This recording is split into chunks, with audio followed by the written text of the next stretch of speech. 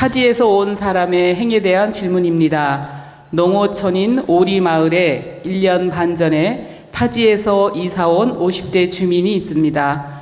우리 마을은 마을 발전 기금으로 한 집당 200만 원씩 거두어 태양광 사업을 운영하고 있고 얻은 이익 분배로 마을과 주민들에게 도움이 되고 있습니다.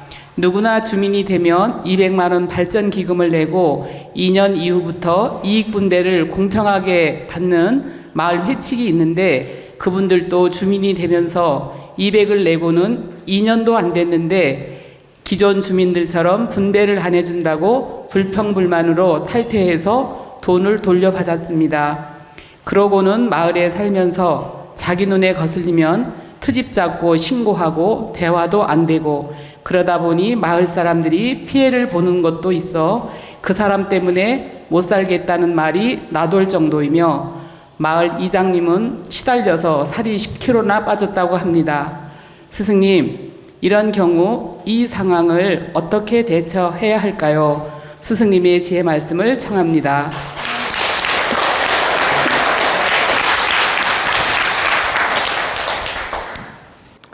요즘에 도시보단도 시골 사람들이 더 무서운 경우가 있습니다.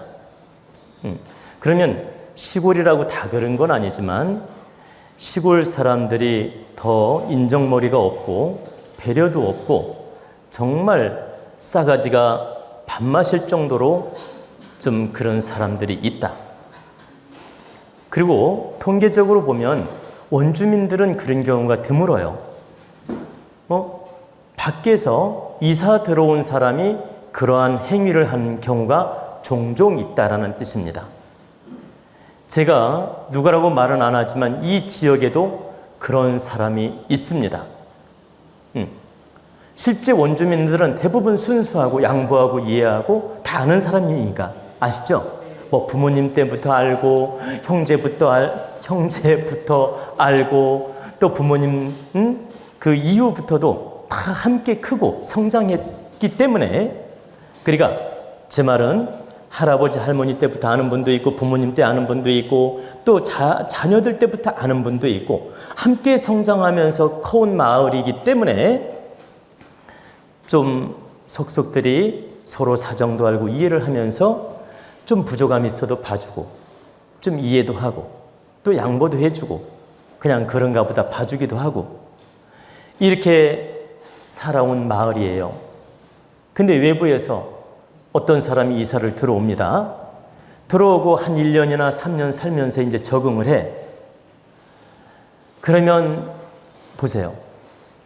동네 이미지를 아주 망쳐놓는 경우도 있고 인심을 다 금가게 해놓는 경우도 있고 이간질하는 경우도 있고 또 동네 아까 말한 대로 공익사업 좋은 사업을 협조 안 해가지고 애물단지처럼 만드는 경우도 있고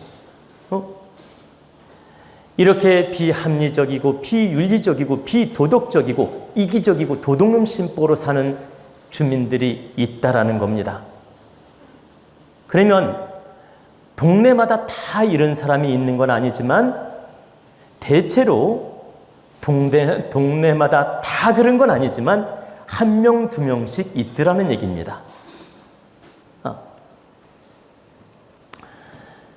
이것은 참으로 부족한 행위입니다. 내가 어떤 타 지역에 가서 원주민들하고 살 경우에는 내가 더 겸손하고 더 양보하고 더 품는 마음으로 미덕을 갖춰야 됩니다. 내가 예를 들면 저 지리산이나 경상도나 타 지역에 가서 살게 됐어요. 그러면 그 원주민들하고 호흡을 잘 맞추면서 부족함이 있더라도 내가 양보하고 이해하고 약간의 텃세가 있더라도 내가 그걸 받아들이면서 노력을 해야 된다. 그래가지고 그 사람들한테 존중받고 존경받을 정도로 겸손한 마음으로 노력하는 게 바른 것이지 애물단지 노릇을 하는 건 참으로 옳지 못하다는 뜻입니다. 애물단지 노릇을 하면 어떻게 될까요? 그런 부패적인 행동을 하면 어긋나는 행동을 하면 어떤 과보가 오느냐? 반드시 10년 안에 불행이 옵니다.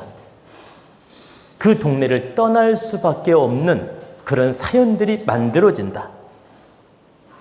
첫째 과보가 그 동네에서 떠날 수밖에 없는 사연들이 생긴다라는 거예요. 그것도 10년 안에. 그리고 불행이 생겼는데도 10년 넘길 수도 있겠죠. 꾸역꾸역. 뭐 때문에 불행이 왔는지도 모르고 참고 넘길 수는 있겠지만 못된 짓을 한 것만큼 10년 안에 과보가 온다라는 거예요. 그래서 어느 지역이든 내가 타 지역에 가서 살 때는 겸손하게 노력하는 게 맞다. 그래야 나쁜 기운이나 나쁜 시험지나 나쁜 과보가 오지 않는다는 뜻입니다. 그리고 동네 주민 입장에서는 어떻게 해야 될까요? 애물단지 주민이 들어와 말도 안 듣고 집 밖에 모르고 이럴 때 방법이 없어요. 이걸 나가라고 내쫓을 수도 없고 법적인 방법도 없습니다.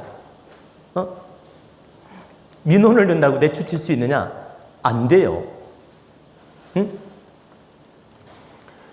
내쫓을 수도 없고 또 그렇다고 해서 쫓아가서 맨날 싸울 수도 없고 정말 말 그대로 애물단지 주민 역할을 할 것이다. 그럼 이때 어떻게 해야 됩니까? 주민들 입장에서는 괴롭겠지만 우리 동네에 저 애물단지가 와서 분위기를 안 좋게 만들고 있으니 우리 주민들은 다 단합을 해서 저 사람 때문에 피해보는 일이 없도록 합시다. 반상회를 하든 마을 회관에서 회의를 하든 이 사람 때문에 우리가 더 이상 피해보는 일이 없도록 우리가 단합을 해서 노력을 합시다. 이런 회의를 걸쳐가지고 더 이상 상처받는 일이 없도록 노력을 해야 되고 두 번째는 동네 주민들이 다 왕따를 시키면 이 사람 못 버틴다라는 거예요. 절대 못 버텨요. 뭐 1년은 버티겠지. 잘하면 3년도 버티고. 그러나 절대 오래 못 버틴다. 사람 취급을 안 하는데 어떻게 버티냐고. 그래서 그렇게 정말 동네의 위해적인 사람들은 동네 주민들이 회의를 해서 반드시 그 지역에 살지 못하도록 회의를 걸쳐서 합의를 봐야 된다. 그러면 이건 너무 나쁜 방법 아닌가 이렇게 생각할 수 있죠. 근본이 잘못된 사람이라면 이렇게 해서 깨우쳐 줘야 되고 근본이 괜찮은 사람이라면 설득해서 풀어가야죠. 그럼 제가 말씀드리는 건 최악의 경우 설득으로도 안 되고 방법으로도 안 되고 어떤 노력으로도 안 될 때는 주민들이 단합을 해서 그 사람을 내보내는 방법을 택하는 게 맞다라는 뜻입니다. 근데 이제 처음부터 이 방법을 쓰라는 게 절대 아닙니다. 제 얘기는 최대한 이장님이든 동네 주민이든 포용하는 마음으로 이해도 시키고 교육도 시키고 해서 서로 상생의 마음으로 품어주고 노력하는 데까지는 해보라는 겁니다. 제 얘기는.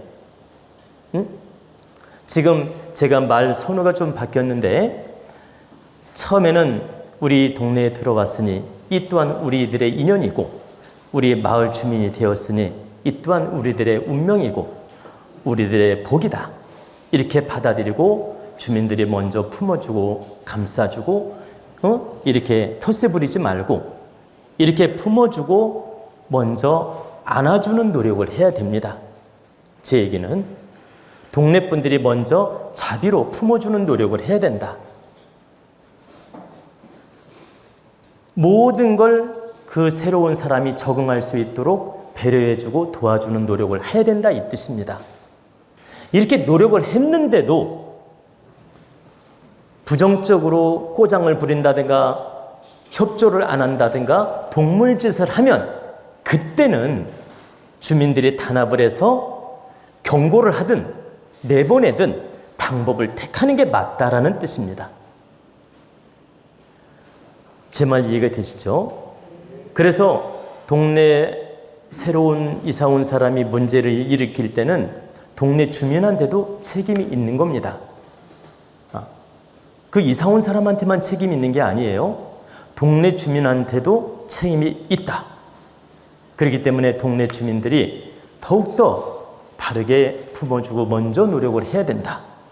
먼저 노력을 해도 끝까지 받아들이지 않거나 문제가 있을 때는 정리정돈하는 방법을 택하는 게 맞다 이 뜻입니다.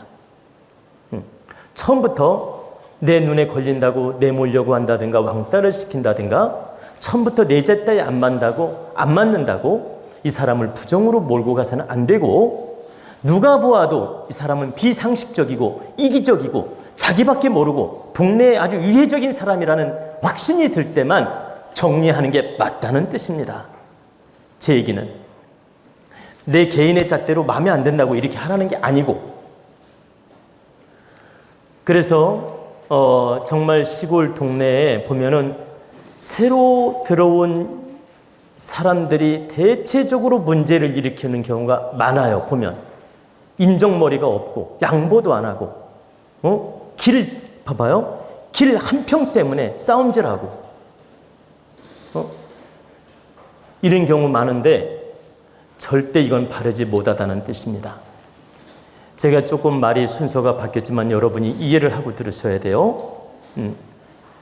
첫째, 그 지역 주민이 먼저 포용해주고 살펴주고 도와주고 잘 적응할 수 있도록 협조해줘야 된다. 둘째, 적응을 할 수 있도록 아무리 도와도 이 엇나가는 짓을 할 때는 경고장을 보내야 된다. 셋째, 경고장을 보내도 말을 안 들을 때는 퇴출시키는 방법을 택하는 게 맞다. 여러분이 이렇게 이해하고 받아들이란 뜻입니다.